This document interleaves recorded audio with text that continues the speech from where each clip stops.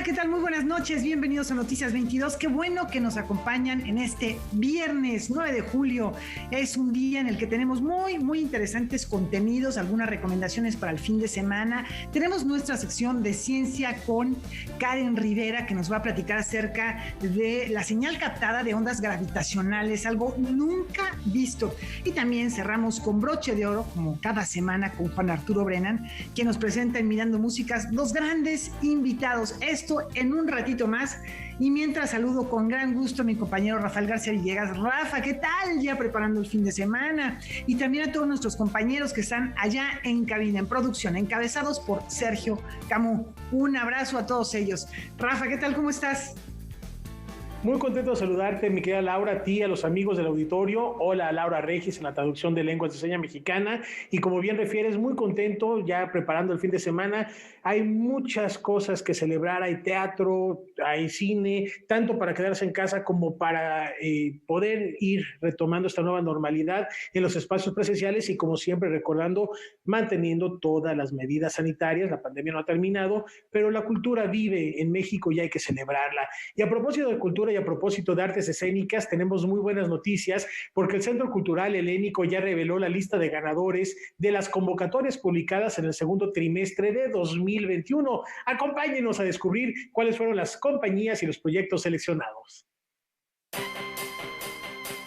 La Secretaría de Cultura, en colaboración con el Centro Cultural Helénico, dieron a conocer los resultados de las convocatorias que lanzaron en el último trimestre. El esfuerzo que se hace está enfocado principalmente en apoyar a los espacios independientes que cuentan con una dificultad para reabrir sus puertas, primero. Segundo, para apoyar a las agrupaciones que en todo el país están haciendo teatro. Y tercero, apoyar la creación de públicos.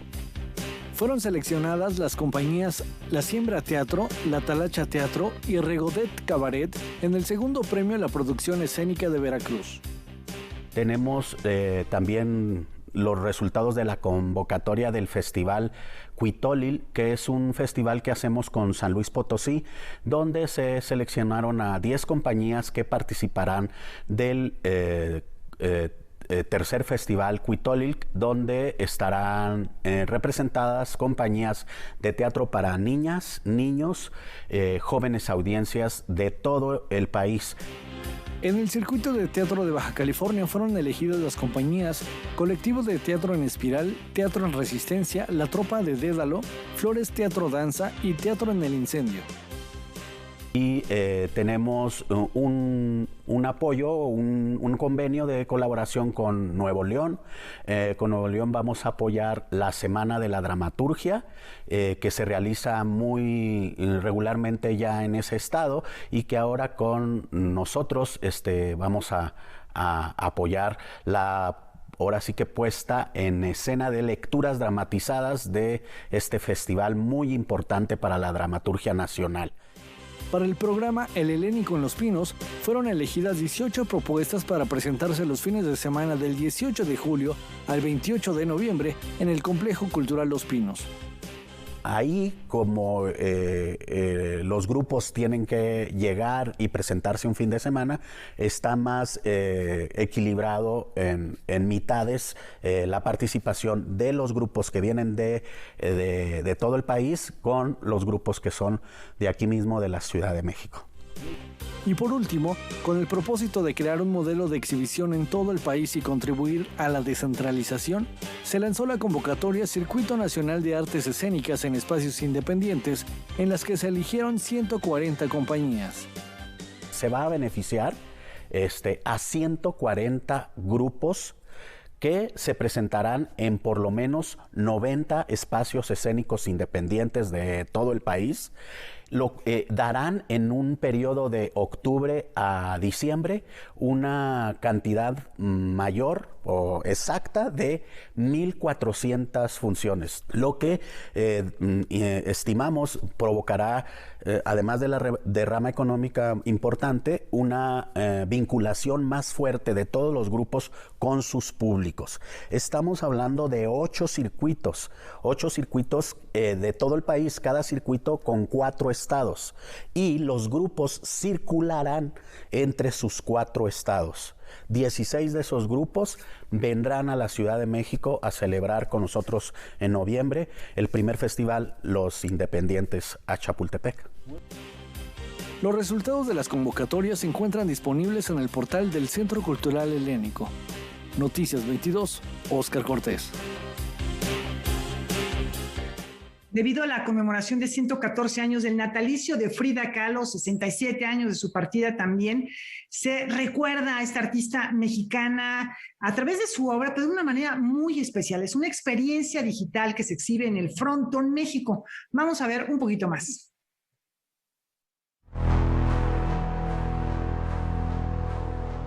Conocida internacionalmente, Frida Kahlo ahora es presentada a través de una experiencia inmersiva teniendo como base 26 de sus cuadros. Yo los invito a que realmente lo recorramos, ¿no? Y vivas la experiencia de esa Frida, ¿no? De mi tía Frida, de esa Frida alegre, esa Frida, pues, ¿qué te puedo decir? O sea, siempre se hace mención de una Frida sufrida. Y no, hay que ver la otra parte de Frida, ¿no? La Frida de carne y hueso, la Frida que cantaba con su guitarra, la Frida que se reía, la Frida amorosa. Eso es lo que tienes que ir a sentir, me explico, a sentir sus cuadros, porque ahí te afloran muchísimos sentimientos entre la música que ella escuchaba, entre lo que ella te dice, entre lo que tú vas sintiendo y viendo y todo. Pues es una experiencia increíble. En el Frontón México se han colocado 90 proyectores de gran tamaño en los que se proyectan a detalle cuadros como El venado herido, El brazo de amor del universo la tierra, Naturaleza muerta, viva la vida, La nana y yo, Las dos Fridas, Yo y mis pericos, Frida y Diego, Recuerdo, Autorretrato con moño y listón y Columna rota. Además, el público podrá entrar a una sala interactiva llamada Trazo Libre, donde podrán pintar digitalmente, y en otra sala titulada Criaturas Fantásticas, escogerán personajes de la obra de Frida. Yo creo que también elegimos mucha obra donde hay todo lo que ella quería, ¿no? O sea, por ejemplo, el venado, todos sus animales, la naturaleza que era tan importante para ella, porque para ella sus jardines, bueno, era increíblemente importante, las flores con las que ella se decoraba todos los días. Entonces, todos esos elementos eran muy importantes que estuvieran y que los pudiera sentir y gozar en un momento dado, porque eso era lo que a ella le gustaba. Con el apoyo de la familia se busca que a través de este montaje se conozca más a la persona y no tanto al mito que se ha creado alrededor de Frida Kahlo. Proporcionamos pues información de documentos, de juegos, cosas muy familiares que escuchaba Frida, qué texturas había dentro, ¿no? Porque pues hoy a final de cuentas pues vemos el museo, pero no vemos las texturas que realmente estuvieron ahí. Entonces, no es nada más una cosa la que proporcionó o información lo que proporcionamos. Las obras se escogieron a través de un cierto sentido que era conocer lo que no se conocía de Frida Kahlo. Noticias 22, Alberto Aranda. Y ahora es momento de hablar de un gran personaje con un gran corazón, filántropo, un artista en toda la extensión de la palabra, un referente indiscutible de la industria del entretenimiento a nivel mundial. Nos referimos a Guillermo del Toro, cuya imaginación a través de diferentes géneros y formatos nos ha permitido conocer historias fantásticas, misteriosas e incluso algunos de los monstruos más escalofriantes y conmovedores del cine y los videojuegos. Ahora tenemos esta gran oportunidad de recorrer esas influencias, esos primeros pasos del creador de El laberinto del fauno, con la publicación del crítico de cine y querido amigo Leonardo García Sao.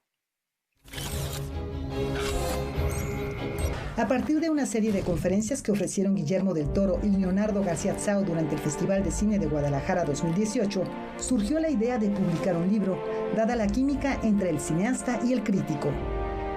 Entonces, Alejandro Pelayo, que es el director de la Cineteca, me dijo, ¿por qué no hacemos un libro? Tú entrevistas a Guillermo sobre cada una de tus películas y lo editamos. Entonces, originalmente es un proyecto de la Cineteca que Grijalvo después entró a la coedición. Encontrar el espacio para continuar la charla más allá de los multitudinarios encuentros en la capital tapatía fue un reto. Del Toro viaja continuamente y no hay momento en el que no esté envuelto en un proyecto nuevo. Eso fue largo y complicado porque primero estaba en Toronto y me dijo, lo hacemos en Toronto. Y luego resultaba que no. Entonces yo tenía que cancelar reserva, todo. Y luego me dijo, no, lo vamos a hacer en Los Ángeles porque ahí vamos a estar con más calma. Y luego resulta que no, que Los Ángeles tampoco. Luego, en fin, el caso es que después de varias intentonas acabamos en Vancouver, donde él estaba en una preproducción de una película que él producía que se llamaba Antlers. Y ahí me dijo, sí, ahora sí vamos a poder tener unos días de relax. Así, durante 3 intensas jornadas, García Tsao recorrió con Del Toro cada pieza de su filmografía y cada monstruo. Descubriremos el día que Mira Sorvino salvó a Guillermo del Toro y cuando Federico Lupi perdió la oportunidad de trabajar en Mimic por su mal inglés. Que las acrobáticas peleas de Blade 2 se inspiraron en las coreografías de Gene Kelly, que Vin Diesel pudo ser Hellboy, y conoceremos las raíces de su imaginación desbordada. A pesar de que yo lo conozco desde que era un veinteañero, o sea, llevamos una larga amistad, sí, hubo cosas que yo no sabía, desde luego, ¿no? Me reveló cosas de su infancia y de su adolescencia que yo no conocía y que me parece que son muy interesantes para quien quiera conocer las raíces de su enorme imaginación. Guillermo del Toro, su cine, su vida y sus monstruos, y una pequeña sorpresa fotográfica componen esta publicación imperdible para los miles de fanáticos del celebrado realizador. Noticias 22, Laura Barrera. Antes de la pausa, los invitamos a algo de verdad muy especial. No se pierdan el programa que ha preparado Canal 22 y TV UNAM a propósito de los 50 años de la librería Gandhi, una referencia, un emblema de la vida cultural de nuestro país. La transmisión va a ser el próximo lunes 12 de julio. Tomen nota, por favor, a las 6 de la tarde por la señal 22.1 de Canal 22. Ahora, que ese horario no pueden, no hay problema, disfrútenlo ese mismo día en la señal 22.2 a las 8 de la noche. También se va a transmitir por la señal internacional el martes 13 de julio a las 9:30 de la noche y desde luego tomen nota que también lo van a poder ver por la señal de TV UNAM. Así que disfrútenlo también dentro de la programación de TV UNAM.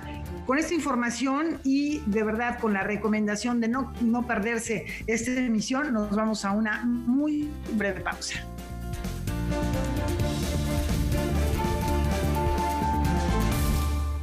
Ayer por la noche empezó a circular en redes sociales, se notificó el lamentable fallecimiento del actor mexicano Alfonso Zayas. Tenía 80 años de edad, un personaje reconocido de la comedia erótica mexicana. A lo largo de su trayectoria compartió créditos con otras figuras del medio como María Elena Velasco, mejor conocida como la India María, por ejemplo, Alejandro Suárez, María Victoria, César Bono, entre muchos otros actores y actrices. Así lo recordamos en Noticias 22.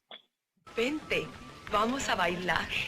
Bueno, ya vas. Alfonso Zayas es el máximo representante de la sexicomedia mexicana. En su momento llegó a ser el actor mejor pagado del país, amado por el público y las mujeres. El investigador cinematográfico Jorge Grajales lo cataloga como una de las últimas figuras humorísticas del cine popular mexicano del siglo XX, aunque en la actualidad sus películas pueden ser vistas con recelo. Toda esta carga misógina, machista, las hace blanco del ambiente que tenemos hoy día con esta transformación radical de la sociedad y el cambio de paradigmas que se han tenido. Bueno, pues estas películas son fácilmente señalables y condenables por las actitudes, ¿no? No creo que debieran ser pues canceladas ni tampoco denostadas. Eran productos de su tiempo y como eso hay que verlos y entenderlos. Así como Cantinflas se inmortalizó con El Peladito, Piporro con El Norteño, Tintán con El Pachuco y Mauricio Garcés como el galán culto y refinado, Alfonso Zayas se convirtió en una especie de héroe de barrio, de macho mexicano que todas las puede. por eso Alfonso Sayas se identifica tanto de manera popular, porque era como los espectadores, no era para nada guapo, no era de un buen cuerpo, no tenía dinero, sino que basaba sus conquistas pues en su simpatía, en su picardía, en su habla que tenía para enamorar a las muchachas, que y vaya, que mujeres iban, ¿no? Desde pues Anaís de Melo, a Maribel Guardia, Lina Santos, y entonces es por eso que el público mexicano, obviamente público masculino, se identifica con él, y Alfonso Sayas pues representa toda esta época social del México de la década de los 80. Es difícil separar al personaje de la persona. Su vida y sus películas comparten infinidad de similitudes. Tenía un humor ácido e irreverente. Era todo un Don Juan. En la vida real se casó 8 veces. Tuvo 9 hijos e incontables novias. Hábilmente, don Gilberto Martínez Solares, que pues ha sido un cineasta que ha definido mucho de lo que es el cine popular mexicano y que ha creado a grandes personajes, pues nada más ni nada menos que a el mismísimo Germán Valdés Tintán, pues él tomó a Alfonso Sayas y con esa visión que tenía, Gilberto Martínez Solares, pues lo puso a representar prácticamente pues el mismo papel que tenía Sayas en la vida real. Gilberto Martínez Solares lo invita a protagonizar El vecindario, Los mexicanos calientes, en la que interpreta a un chofer que tiene muchos hijos con diferentes mujeres. Luego vendrían éxitos como Los verduleros, Tres mexicanos ardientes, Macho que ladra no muerde y Tres lancheros muy picudos. Hay que resaltar que sus inicios en la industria del audiovisual se remontan a la televisión detrás de cámaras. Chabelo fue uno de sus grandes amigos, se conocieron desde que él trabajaba de floor manager en Televicentro, y Chabelo pues también empezó trabajando de floor manager, entonces como que hubo una química entre ellos. A lo largo de su carrera, Alfonso Sayas trabajó en más de 175 producciones de cine y televisión. Noticias 22, Julio López. Bueno, desde aquí un abrazo solidario a sus familiares y amigos, un referente del cine de comedia en nuestro país. En otros temas, hace unos días la comunidad científica internacional detectó una señal de ondas gravitacionales en el espacio exterior nunca antes vistas. ¿Qué se sabe hasta el momento de este hallazgo? ¿Cómo es posible capturar este fenómeno? Karen Rivera nos lo explica en Liminal, la ciencia en movimiento.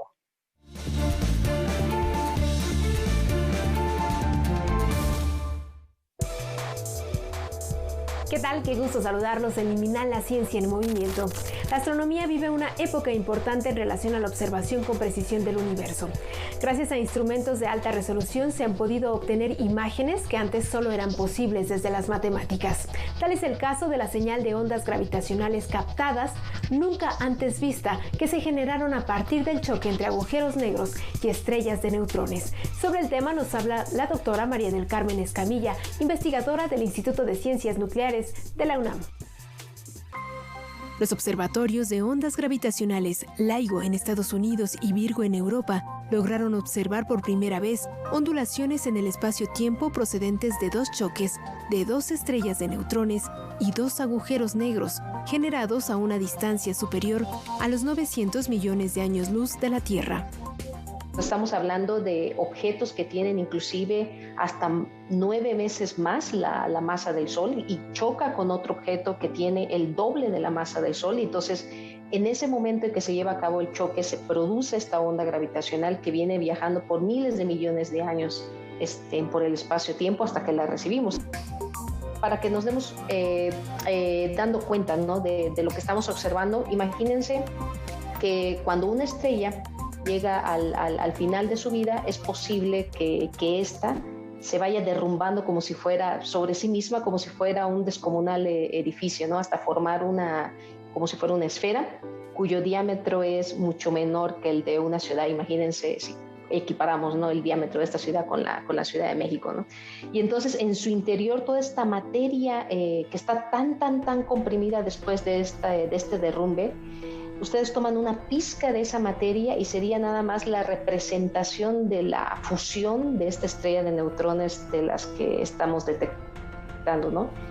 Entonces el peso de esa pizca equivale aproximadamente a como si tuvieras a todas las personas de la Tierra en ese punto, ¿no? Así de impresionante es este tipo de fenómeno. La primera fusión fue captada el pasado 5 de enero y se dio entre un agujero negro de 8.9 veces la masa del Sol y una estrella de neutrones de 1.9 masas solares.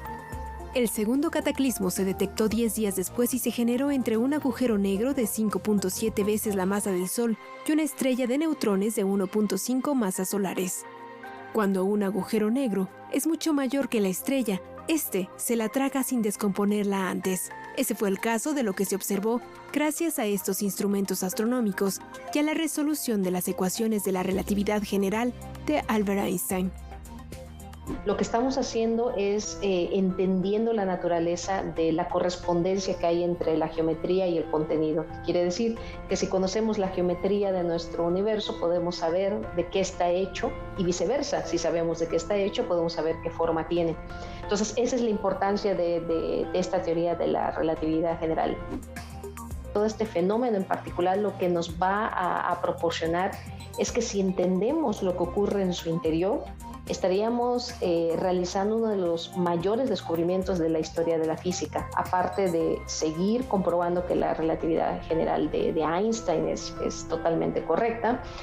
Podríamos descubrir la naturaleza de las partículas en sí, incluso de unas partículas que son conocidas como los quarks, que son las partículas elementales de las que estamos hechos los átomos, de las que estamos hechos nosotros. Entonces, si entendemos estos fenómenos a esas escalas, nos estaríamos aventurando a ese gran descubrimiento en la ciencia.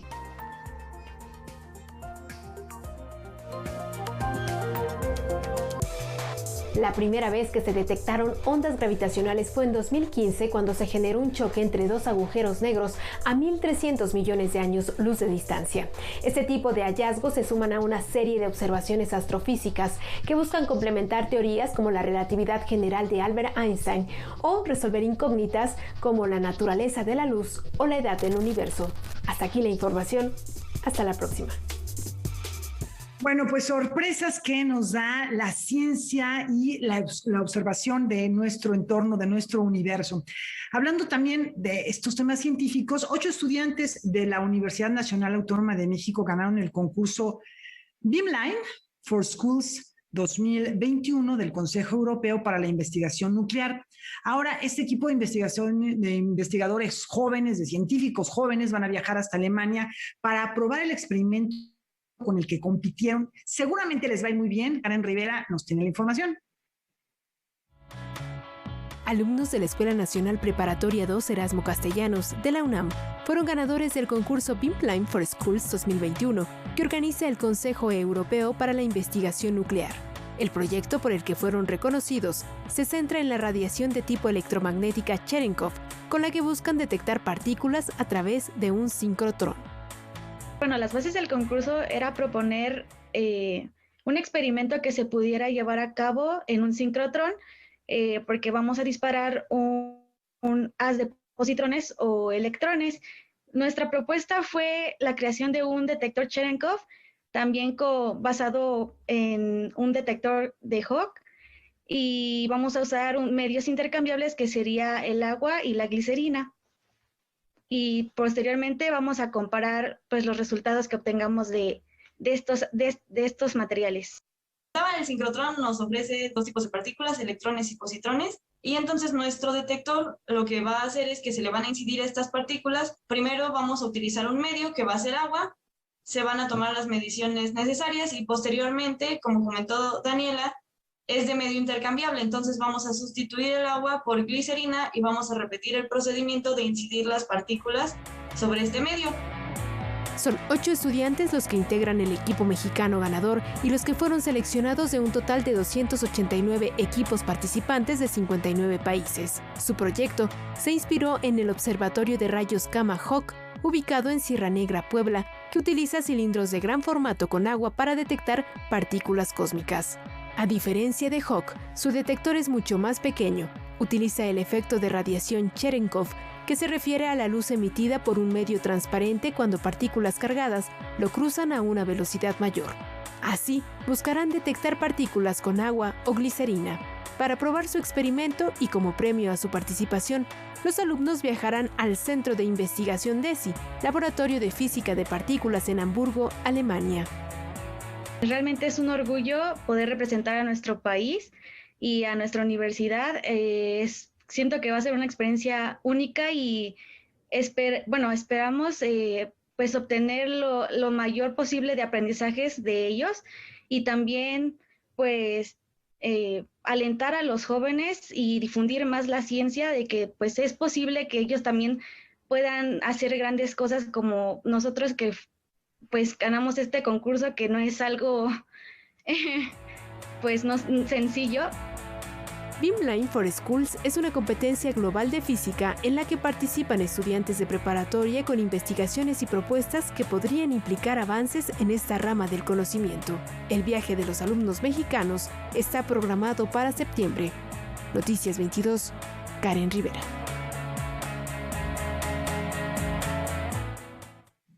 Bueno, y al término de este espacio informativo, los invitamos a que se mantengan en sintonía de Canal 22. Esta noche Álvaro Cueva en Debate 22 tiene a grandes invitados y quizá les suene el nombre de Fernando Rivera Calderón. Estará con él, con Nora Huerta y Jairo Calixto para hablar sobre el nuevo programa de Canal 11, Operación Mamut. No se lo pierdan a las 9 de la noche, terminando este espacio informativo. Una pausa, ya volvemos.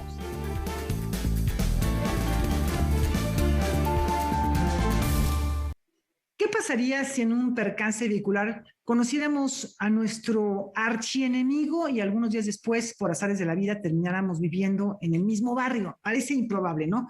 Bueno, pues sobre esto va Guerra de Vecinos, la nueva serie que se integra al catálogo de Netflix. Vamos a ver. Luego de una serie de eventos fortuitos, dos familias de diferentes clases sociales y visiones del mundo aparentemente antitéticas se ven forzadas a coincidir en el mismo vecindario. El resultado de este encuentro, tan hilarante como problemático, será un desafío para ambos clanes. Esta es, a grandes rasgos, la premisa de la serie cómica Guerra de Vecinos, que llega a la plataforma de streaming Netflix y donde la actriz Vanessa Bauche da vida a Leonor Salcido de López, mujer emprendedora que deberá guiar a su familia en el proceso de adaptación a su nueva vida. Pocas veces me habían interpretado yo a una mujer tan cercana a mis valores, tan cercana a mis intereses, tan cercana a la mayoría de las mujeres de la vida real que yo conozco. Leonor destaca o contiene quizá lo mejor de la esencia emprendedora, echada pa'lante, amorosa, resiliente, resolutiva, práctica de las mujeres latinoamericanas.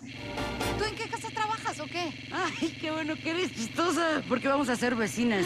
Comedia de contrastes y personajes deliberadamente estereotipados.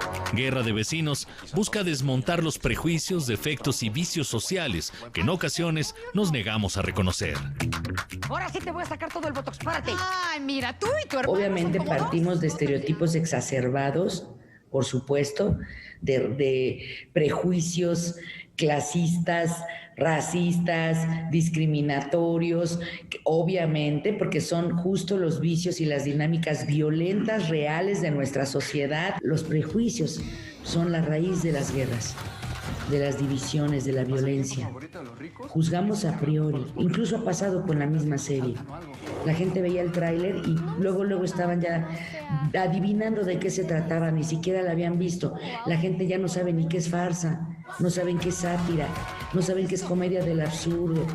La serie, creada por Carolina Rivera y Fernando Sariñana, cuenta con un elenco conformado por Ana Layevska, Loreto Peralta, Elifer Torres, Mark Thatcher y Pascasio López. Tú me preguntas si vale la pena seguir tratando esto en las narrativas y te digo, depende de dónde se hace. O sea, ¿desde dónde estás construyendo estas historias? ¿Desde el odio? ¿Desde el asco? ¿Desde la denuncia? ¿O desde el amor?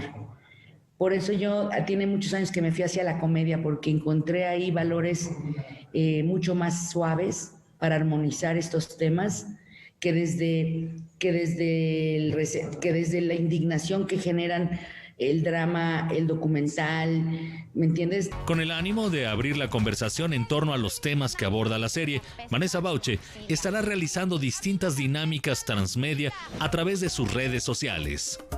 Saber cómo hijos, hijas, madres, padres, abuelas, abuelos, vecinos, vecinas, cómo recibieron esta serie. Si quieren participar, por favor, contacten con Manojo de Ideas, @Vanessa Bauche. En todas mis redes van a encontrar cómo contactar con mi agencia para que formen parte de estos diálogos que vamos a llevar a cabo a partir de la serie. Con información y texto de César H. Meléndez, Óscar Helguera, Noticias 22. La encuesta para la medición del impacto de la COVID-19 en la educación del INEGI señala que 5.2 millones de infantes y jóvenes de entre 3 y 29 años no se inscribieron al ciclo escolar 2020-2021, ya sea por cuestiones de salud o por la falta de ingresos o por también falta de acceso a las tecnologías para tomar clases virtuales. Frente a este problema, el Instituto Mexicano de la Radio y el Sistema Público de Radiodifusión lanzaron una pieza musical para motivar a las audiencias jóvenes a continuar con su formación académica. Como una manera de alentar a los jóvenes a continuar con sus estudios ante la deserción causada por el confinamiento sanitario, el Sistema Público de Radiodifusión y el Instituto Mexicano de la Radio presentaron una pieza de rap titulada precisamente Deserción. Ponderar los valores de la educación y alentar la resiliencia ante la actual situación son parte del objetivo de la pieza. Y entonces nosotros decíamos, ¿cómo le interpelamos a las juventudes para decirles que dejar de estudiar, pues ahorita puede tener ciertos beneficios, pero a la larga, pues estás poniendo obstáculos para tu futuro, ¿no? Y porque a veces pensamos, los jóvenes dicen, ¿y yo para qué aprendo matemáticas? ¿Para qué diablos me va a servir, no? En fin, entonces dijimos, ¿cómo lo hacemos? Pues con la música. Si hay algo que le gusta a las juventudes es la música. Entonces dijimos, ¿pero qué género? Pues más o menos en el rango de edad en el que está la educación media, ¿no? Que es, y más la educación superior, pues pensamos en el rap. Deserción es una composición de Luis Enrique Islas, quien durante 2 meses escribió la letra y trabajó con un equipo para la musicalización. Su autor busca reivindicar los valores del género. El rap siempre fue una música, por llamarlo, combativa, que siempre vio por los demás, que se generó a base de una comunidad. Entonces yo creo que es muy bueno regresar a esos valores de la misma esencia del hip hop, ¿no? Porque a lo mejor y se ha perdido en el en el paso de los años, en el paso de las generaciones. Para la directora del IMER, esta es una oportunidad que abre la puerta a talentos jóvenes. Deserción fue presentada hoy en una conferencia en línea y está disponible en el sitio electrónico del IMER. Será programada en sus frecuencias y además se pone a disposición de radiodifusoras públicas. El proyecto no descarta la posibilidad de llevarlo incluso a un videoclip. Lo que vemos es que muchas veces los jóvenes escuchan otras estaciones porque están los géneros musicales que les gustan, ¿no? Pero nos damos cuenta que esos géneros musicales están muy en el ámbito del circuito comercial, cuando en realidad podemos darle este otro significado, ¿no? El rap no tiene por qué ser una cosa misógina, una cosa, digamos, violenta, también puede ser esto, o sea, es una apuesta por tratar de transformar, no de excluir, sino de transformar las cosas como nos gustaría para aportarle más a las juventudes. Noticias 22, Víctor Gaspar. Buena propuesta, hay que buscarla. Horacio Franco y Eduardo Álvarez aprovechan el largo trayecto que han compartido por la escena musical y el 23º aniversario de la Orquesta Filarmónica de Acapulco para presentarnos un nuevo material discográfico. Vamos a descubrir más sobre este proyecto. La relación de Horacio Franco y Eduardo Álvarez se remonta cuando ambos acudían al Conservatorio Nacional de Música. Desde esas fechas han compartido el escenario, incluida la ocasión cuando el Festival Internacional Cervantino los invitó en el 2019. Esa noche tocaron el concierto para flauta del compositor israelí Mijail Volpe, Hoy, esa grabación la podemos escuchar en el disco La Orquesta Filarmónica de Acapulco y Horacio Franco. Volpe describe en este concierto, en los 4 movimientos, en cada uno, describe 4 aspectos del Israel contemporáneo de los años 90, porque esto lo escribió en 95, yo lo estrené allá en 95. La relación con Volpe empieza en 92, pero lo estrené allá en Israel, en Tel Aviv, en 1995. Son 4 movimientos. El primer movimiento es una rapsodia, en realidad, es un movimiento muy al estilo del romanticismo alemán de los judíos de ese país. El segundo movimiento es un movimiento totalmente árabe que describe precisamente la música tradicional de las orquestas árabes con esos unísonos que tiene. Es total y absolutamente un movimiento folclórico, en realidad. O sea, lo debemos tomar así. Con darbuka, tiene un solo de darbuka que se alterna con la flauta sopranino, que es el instrumento que escogió para este movimiento. Muy tradicional, total y absolutamente árabe. O sea, él le rinde un homenaje a la población árabe de su país. En el tercer movimiento explora las sonoridades contemporáneas que se logran a partir de 2 flautas y voz, y se describe la abstracción del desierto. El concierto cierra con un reflejo del Israel contemporáneo. El disco continúa con el concierto número 8 para violín de Vivaldi, para el cual Horacio Franco hizo un arreglo especial. Este concierto es uno de los conciertos para violín y orquesta de Vivaldi más bonitos, más difíciles de ejecutar. Y lo que hace mi querido Horacio no es otra cosa más que una transcripción de la parte solista de violín, la pasa a la flauta. Y si de por sí ese concierto y como una buena cantidad de los conciertos de Vivaldi son muy, muy complicados técnicamente hablando para el violinista, yo soy violinista desde hace muchos años, entonces sí admiro más todavía a mi querido amigo Horacio porque no solamente puede interpretar eso, sino que puede sacarle, valga la expresión, el jugo, puede sacarle esta inspiración que tuvo Vivaldi y transportarlo a un instrumento tan diferente. El disco, el cual va de lo barroco a lo contemporáneo, cierra con la Chacona de Johann Sebastian Bach. Bien lo decía Horacio que la Chacona es una de las obras más emblemáticas de los violinistas. Es una obra que va para concurso, la han tocado Sherin, y la ha tocado Rich, y la ha tocado Perlman, y todos, y es una obra sensacional, y también la adaptación que hace Horacio es sensacional. Ya hablamos largamente del concierto de Vivaldi y de Volpe. Estas son las 3 obras que integran este disco, y bueno, pues estamos muy contentos del resultado, y yo espero que a la gente, por supuesto, también les resulte de su agrado. La Orquesta Filarmónica de Acapulco y Horacio Franco ya está disponible de manera física y en todas las plataformas de música. Noticias 22, Alberto Aranda. Y tenemos mucha más música. Ya está aquí Juan Arturo Brennan y precisamente nos invita a mirar músicas.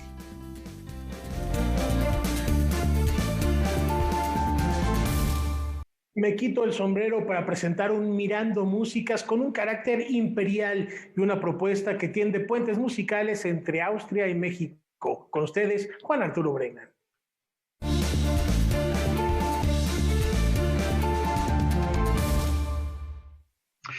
Gracias, Rafael, como siempre. Gracias, Laura. Hola a todos ustedes que nos ven y nos escuchan, y hola también a todos mis colegas allá en la cabina del Canal 22.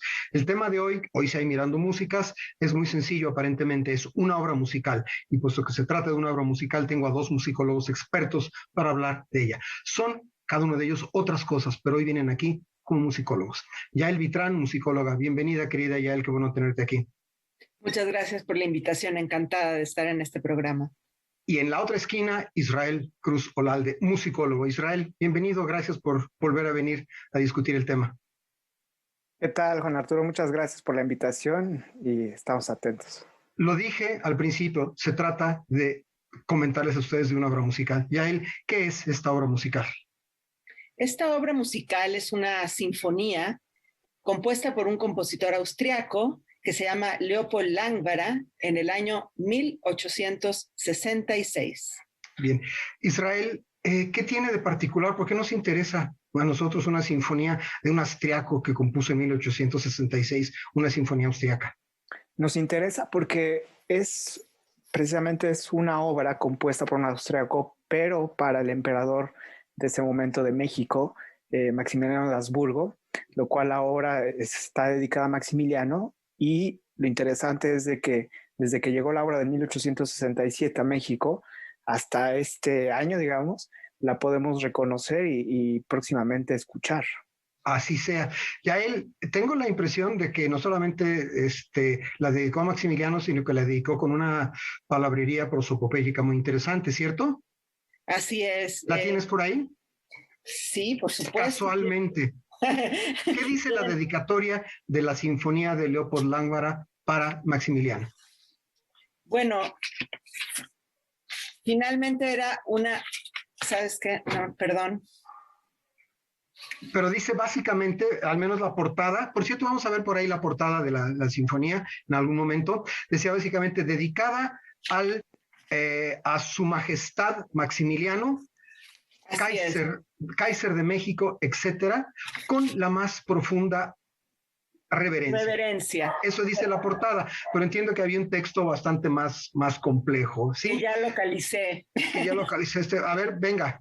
Ahí va. El que en la más profunda reverencia suscribe, cree ser parte de los que defienden el santo cultivo del arte, tal vez con modestas facultades, pero sí con todo su corazón. La gran obra de su majestad es demasiado bendita para ser malinterpretada, para no ser reconocida, y no estará lejano el tiempo donde se reconocerá a este imperio como un feliz estado que hasta ahora ha permanecido como un sueño en la lejana patria, debido a las facciones y antiguas tradiciones. Movido por estos sentimientos, se atreve con la más profunda veneración un ciudadano del reino de los ideales a la tímida petición de adornar a un hijo de su musa con el nombre del príncipe que se enfrenta tan prometedoramente a la realidad y se esfuerza y lucha tal como los ideales del arte buscan su culminación en el seno de sus discípulos. Con la dedicación a su serenísima majestad, Maximiliano, el primer emperador de México, que sea excusada la osadía de esta petición a causa de su ardente devoción a aquel quien ahora y siempre se llamará su majestad imperial. Con la más profunda reverencia, Leopold J. Lángvara. Vaya alambicada, barroca y enredada y un poco cursi la dedicatoria. Por cierto, en algún momento aparecerá por ahí la figura del emperador Maximiliano de Habsburgo, alias el Kaiser de México. Israel, esto que lee Yael y lo que sabemos por las investigaciones que se han hecho, apunta a que Lángvara quería algo.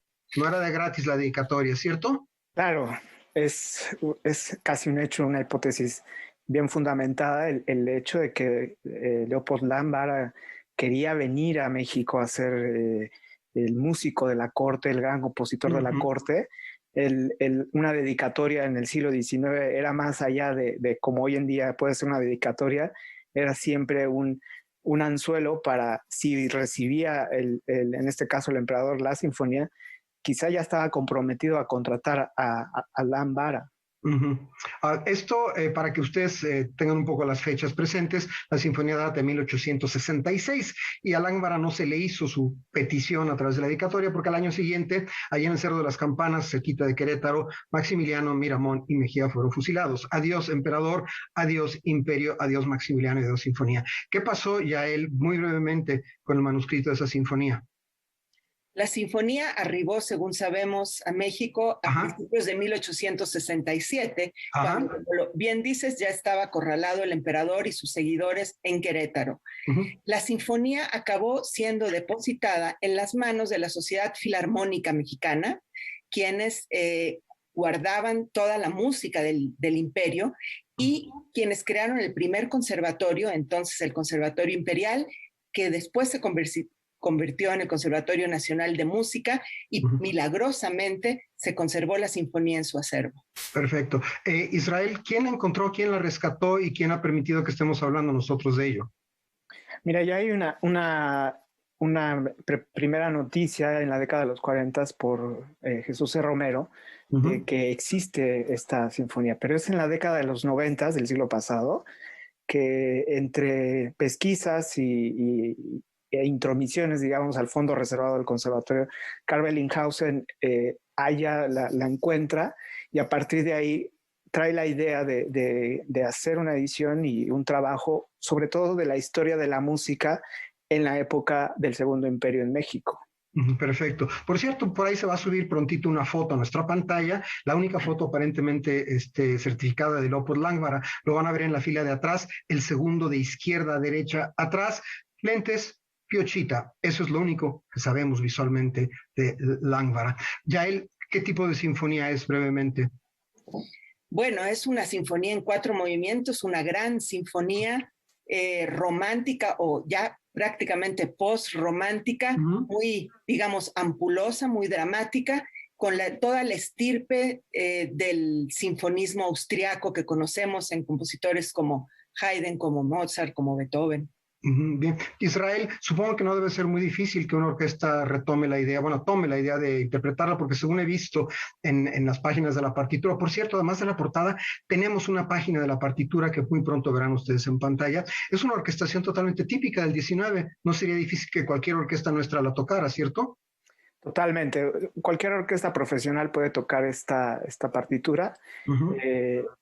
Hay algunas situaciones, algunos momentos expresivos que sí vale la pena, me parece, que detallar, pero que sin ningún problema cualquier orquesta va a poder tocar. Hacia el final del programa hablamos de eso. Yael, el señor Leopold Joseph Lángvara acabó mal su vida, ¿cierto?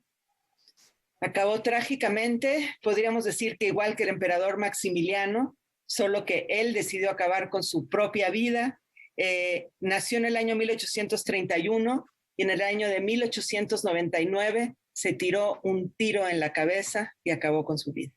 Bien, Israel, ¿han podido ustedes que han investigado la sinfonía a fondo encontrar muestras audibles de la música de Lángvara? Más allá de que creo que han localizado una veintena de partituras suyas, no físicamente, sino en fuentes aquí y allá. Yo no pude encontrar una sola nota de su música en ningún lado. ¿Ustedes sí? No, realmente no. Faltaría hacer este trabajo que prácticamente de campo para encontrar las obras. Sabemos una producción, la que tenemos ahí y que está puesta justamente en este trabajo que hemos realizado, pero prácticamente no tenemos nada. Y que incluso podríamos considerar que sería novedoso para los propios austriacos también. Sí, de hecho, para decirles lo que hice yo de investigación, que no soy un musicólogo especializado, ni una sola grabación en audio, ni un solo video de concierto, cero de Leopold Lángvara. Sí, entonces eso nos da una idea más o menos de la ansia que tenía de subir de estatus, viniendo a ser el compositor de la corte de Maximiliano de México. Entonces, Israel, Yael, supongo que parte de nuestra intención de reunirnos aquí los tres con toda la gente que nos mira y nos escucha es abogar ampliamente porque nuestras orquestas, una de nuestras orquestas, tome esta sinfonía y la toque pronto, ¿cierto, Israel? Claro, por supuesto. De hecho, el objetivo principal de este trabajo que ha sido, por cierto, apoyado por el Fondo Nacional para la Cultura y las Artes a través del programa del programa de fomento a proyectos y conversiones culturales. El objetivo principal es que evidentemente tengamos la música, pero para ser tocada, no para ser vista, ¿no? Yael, ¿ustedes editaron la partitura en notación moderna? Sí, la partitura está en notación moderna de por sí. El trabajo que se hizo, que había iniciado Carl y que ahora continuó Israel, fue, por ejemplo, los instrumentos transpositores, transcribirlos a instrumentos actuales. Por lo demás, corregir errores y realizar una edición limpia. Ya está en Sibelius, ya se pueden hacer las partes para que cualquier orquesta la toque. O sea, ahí está la invitación. Yo estoy seguro que nos están mirando una cantidad enorme de músicos, musicólogos, músicos de orquesta, directores de orquesta, porque claro, este programa, esta sección, tiene más rating que Maluma y Shakira juntos. Entonces, de esos miles de músicos, entre ellos directores de orquesta que nos están mirando, tomen la invitación, averigüen, busquen, rásquenle, comuníquense con Yael, con Israel, con ambos, busquen la partitura. Hay que tocar esa sinfonía porque es una curiosidad histórica. No tiene nada de mexicano, pero está dedicada a nuestro emperador. ¿sí? Entonces ahí está la Sinfonía a Maximiliano de Leopold Joseph Langvara, que investigaron y editaron a fondo profundamente mis invitados de hoy, Yael Vitrán, musicóloga, Israel Cruz Olalde, musicólogo. Les agradezco mucho su presencia aquí y queda la invitación para que alguna orquesta la toque pronto, y yo prometo dar noticia aquí cuando eso vaya a ocurrir. Y como no hay música de Langvara, que sería lo lógico para terminar el programa, ahí va un torito rapidísimo. Voy a terminar con un fragmento de música de otro compositor austriaco, contemporáneo de Langvara, muy importante, que tenía un interés fundamental en Maximiliano. Se la pasó preguntándole a todo el mundo, oye, ¿cómo va nuestro emperador allá? Etcétera, etcétera. Y cuando lo fusilaron, el tipo padecía necrofilia y se la pasó preguntando, ¿cómo se veía Maximiliano muerto? ¿Cuándo llegue el cadáver? Porque quiero ir a recibirlo y verlo.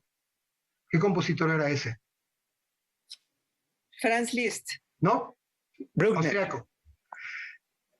Un costal entero de galletas de animalitos para Israel Cruz Olalde.